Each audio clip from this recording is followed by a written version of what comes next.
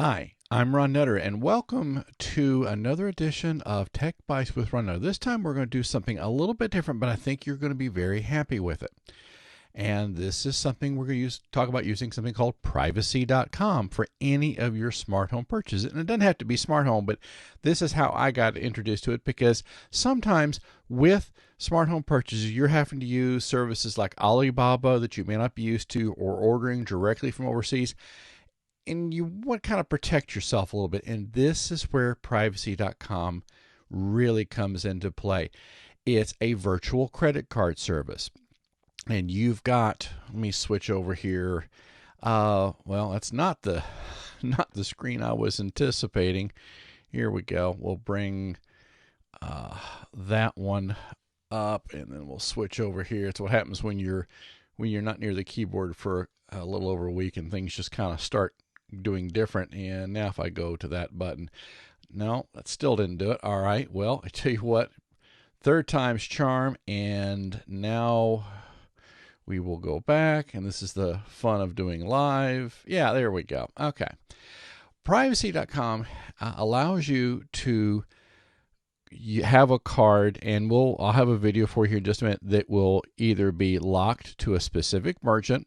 Positive there is, if you want to make sure that somebody's not charging something in the account, you can pause the card to keep it from accepting charges.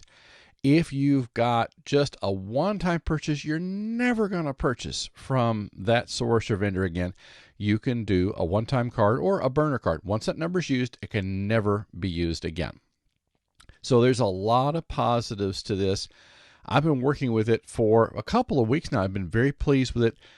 One thing I haven't been able to get it to do yet, and hopefully this is something that the folks at Privacy.com will be addressing.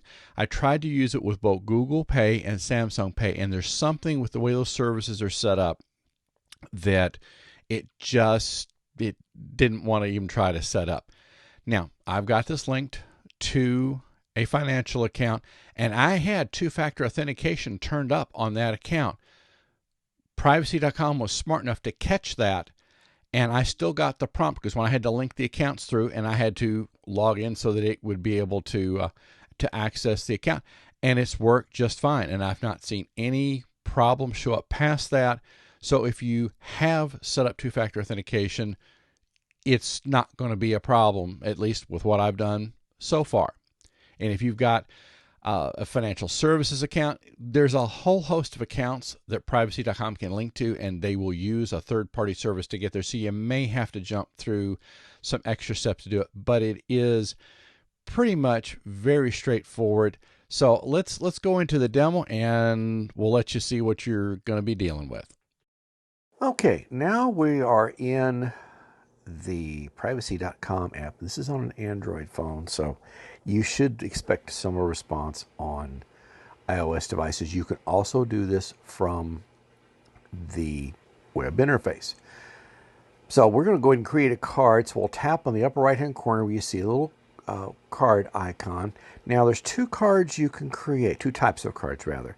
One is single use and the other one is merchant. Now single use, I've used this for when I'm only going to make one purchase. I don't foresee any other business with that particular client. Like I signed up for a website where it's $10 to get in, and once you've done a certain amount of work, then you get that credit back. So I don't want to have use a credit card for more than one site. This way I can lock it to that one site. Now in this case, we're going to create a merchant card. Now the merchant card's a little bit different, where the single-use card, you can call it like a burner card. Once you use it, that's it. No matter where it gets used from, you can never use that number again. A merchant card, the first merchant that uses it, it's locked to that merchant. So Amazon's a good case for this. So we'll tap merchant, and nickname, we will call it Amazon. Try doing uppercase here. Now I can have, you can do a spending limit on here, which is potentially nice. Now I don't normally go over, well, I forget what my average Amazon charges. Anyway, I'm just going to leave that turned off because I don't know that I'm going to need it. at this point. And see, even at this point, you can change it from a merchant to a single-use card. So, and it's already tied in to the financial account, and you can have more than one account. Now, the beauty of it is, see, this has already got privacy in mind because you're not seeing the whole number. Now, what I'm not going to do is if you tap on this card, then you will see the complete card number. So it's a nice level of security, and you can pause the card. So if you don't want to disable it, but you want to prevent it from being used for a while, that's one way to do it. And let's see what the branding says. If it gives, okay, well, hey, it's even better. We'll just tap Amazon, so that just further says what's going to go on. Now, see, at this point, it's going to show transactions. Now, if you tap in the upper right-hand corner, it will show declines. So if you think somebody's been trying to get into the card, you can see that as well. So we'll go back here, tap on the upper left-hand corner, and see you've got a card, says Amazon, description, Amazon. I'll probably change that to something else. I normally use that for stuff I'm buying for the YouTube videos. So now this is all set, ready to use. Okay, so this is something that I think that you're really going to enjoy. So there is the link you can use to go to Privacy and set up your own account. Now, this is an affiliate link, and I'll get a small amount of it, but it's also going to do a lot for you too. So even if you don't use that link, please look at this because it's going to be very worthwhile. Now, let's see if I can go back to the screen here, and I'm going to have to start the video again, and we'll stop it. Okay, now we are in. All right, now I'm going to go fast forward here a little bit, and we will turn that off for right now. Couple of things I want to give you a heads up about. Now, when I'm trying to step through the video here. When you get the card set up, be very careful about clicking on Close Card. This will shut the card down. And once you shut a card down, I don't care who you are, it's not getting turned back up. So click on Save instead. Now, if we go a little bit further down here, now this is where I was talking about if you decide that you want to keep the card, but you're not using that merchant for a while, click the pause button. That's what will temporarily suspend its use. So really, this is something very handy to have, especially when traveling. I'm already working on different ideas. I've got 2 cards set up right now. One I use for Amazon, and another one I've been using for what I'll call my media expenses.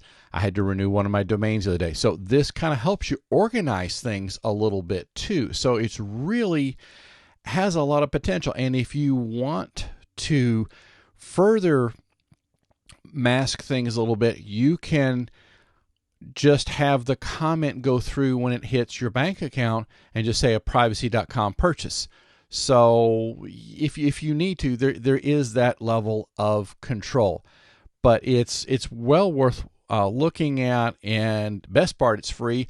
And as you charge more and more, there is a rebate you get, because how Privacy.com makes their money is there is what they call a merchant fee or interchange fee that they get as a part of handling the transaction. And because it's a virtual card, they don't have all the accounting that has to be dealt with like a regular credit card company would, that they give you a percentage of that. So it's like having a cashback card, but you're not running up debt or having the potential to run up debt. So it's really very worthwhile. And as you're doing that, when you go to set this up, make sure to get an account creation checklist so that you can record everything that is you're setting up the account, and just to avoid having problems. And this you should be doing for any of the accounts you're creating online. So the description, the link that I talked about, if you're looking at the show notes later, I've actually got it down in there, but I've got it up here on the screen for you again as well. So it's really very worthwhile to look at this one. I've been very happy with it in the brief time that I've been doing work with it. So you've got the burner card, you've got a merchant card, so you really can have a lot of granularity that a regular credit card simply is not going to let you have. And there's some other things that I'm working on for the next video to show you how you can further protect your Privacycom account. And while you're looking at some of those, then here's some other videos that go in line with what I've been doing with the smart home technology. If you got any questions, please reach out to me. I'll be happy to do what I can to answer those questions. If you got any ideas for future videos or content, please let me know, and I will be happy to see what I can do. Thank you for your time, and we'll see you again soon.